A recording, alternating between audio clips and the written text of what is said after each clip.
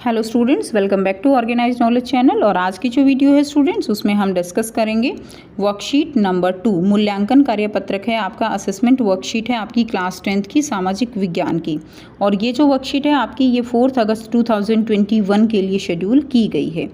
आज की वर्कशीट बच्चों, ये आपकी कुल 20 मार्क्स की वर्कशीट है और इसका जो कार्यपत्रक है वो 2 भागों में विभाजित किया गया है। पहला जो भाग है उसमें बहुविकल्पीय प्रश्न है और प्रत्येक प्रश्न 1 अंक का है, जबकि भाग 2 में लघु उत्तरीय प्रश्न है और प्रत्येक प्रश्न वो 3 अंक का है।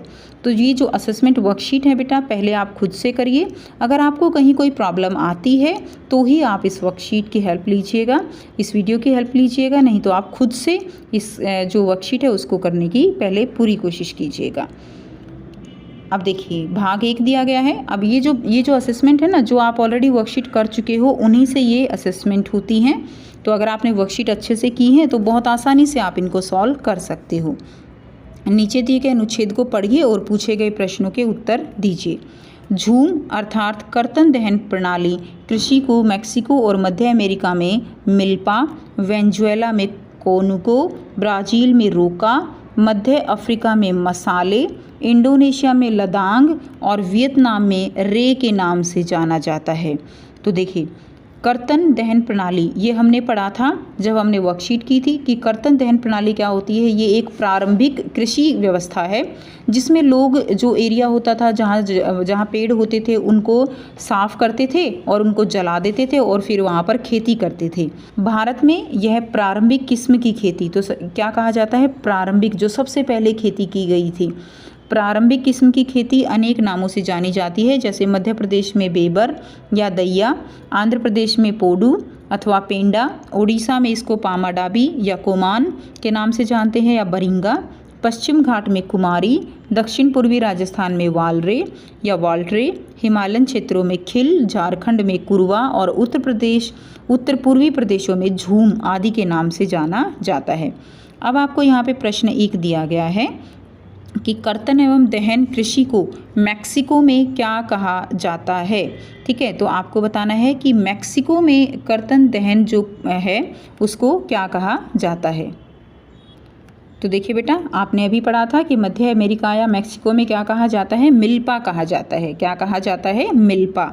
ठीक है, तो इसका आंसर क्या हो जाएगा, बी जो है इसका सही आंसर हो जाएगा, मिल्पा। प्रश्न 2 है, झूम किस प्रकार की कृषि है। झूम जो हमने अभी पढ़ा, कर्तन दहन जो कृषि है तो वो एक सघन निर्वाह कृषि है, रोपण है, प्रारंभिक कृषि का प्रकार है या वाणिज्यिक कृषि है। तो आपका आंसर हो जाएगा सी, ये प्रारंभिक कृषि का प्रकार है। प्रश्न 3 है, झारखंड में झूम को किस नाम से जाना जाता है। तो झारखंड में झूम को कुरवा नाम से जाना जाता है। किस नाम से जाना जाता है, कुरवा नाम से जाना जाता है। प्रश्न 4 है, निम्नलिखित में से किन राज्यों में झूम की खेती की जाती है। तो कौन से राज्यों में झूम की खेती होती है, मध्य प्रदेश, आंध्र प्रदेश, ओडिशा या ये सभी। तो इन सभी में राज्यों में झूम की खेती की जाती है, तो आंसर आपका डी हो जाएगा।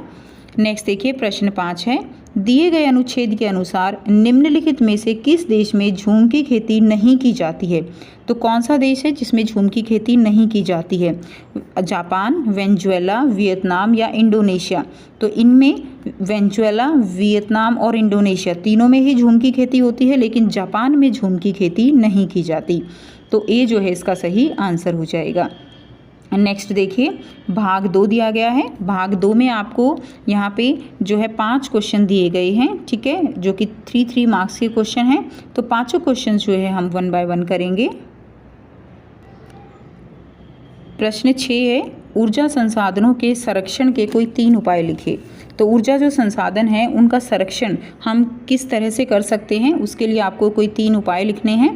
पहला है, सार्वजनिक वाहन का उपयोग करके ऊर्जा की बचत कर सकते हैं।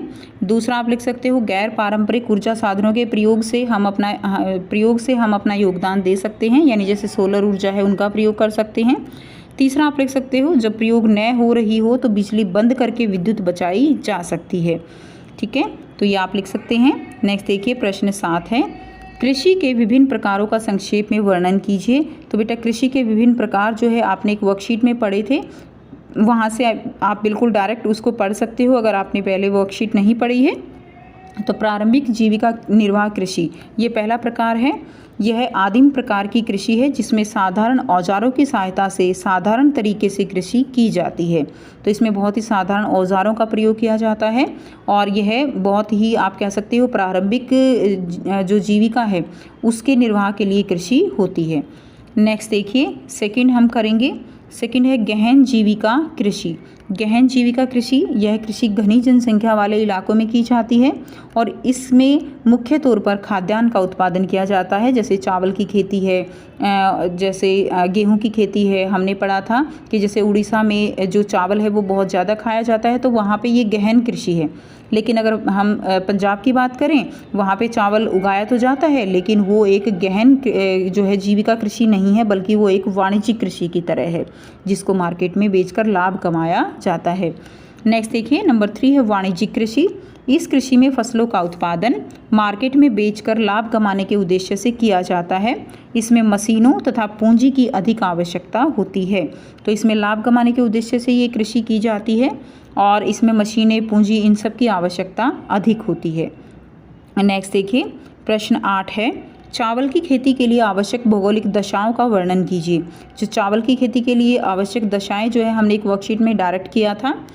चावल की खेती को जो है चावल की खेती क्या है, खरीफ फसल है और खरीफ फसल को मानसूनी फसल भी कहा जाता है। इसकी बुआई की जाती है जून जुलाई के आसपास, कटाई होती है अक्टूबर से नवंबर। फसल क्या है हमारी, चावल है और जो है इसके लिए तापमान कितना चाहिए, तापमान चाहिए हमें 25 डिग्री से अधिक, वर्षा चाहिए 100 सेंटीमीटर से अधिक और जलवायु चाहिए उष्ण। ठीक है, कैसी जलवायु चाहिए, उष्ण जलवायु चाहिए। तो ये सारी चीज़ें आप लिख देंगे। नेक्स्ट देखिए प्रश्न 9 है आप अपने दैनिक जीवन में खनिज संसाधनों का संरक्षण कैसे कर सकते हैं, वर्णन कीजिए।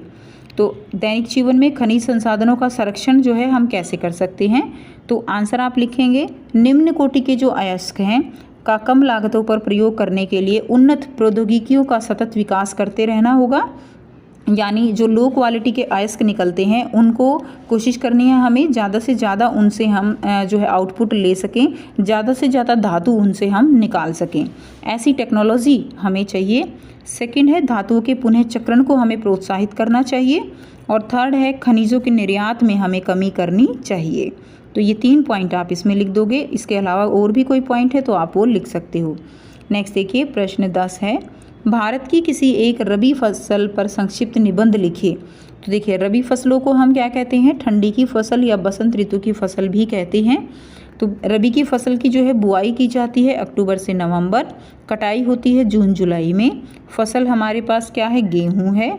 इसके लिए जो तापमान चाहिए वो है 10 से 25 डिग्री, वर्षा चाहिए 50 से 75 सेंटीमीटर, जलवायु चाहिए उष्ण व उपोष्ण।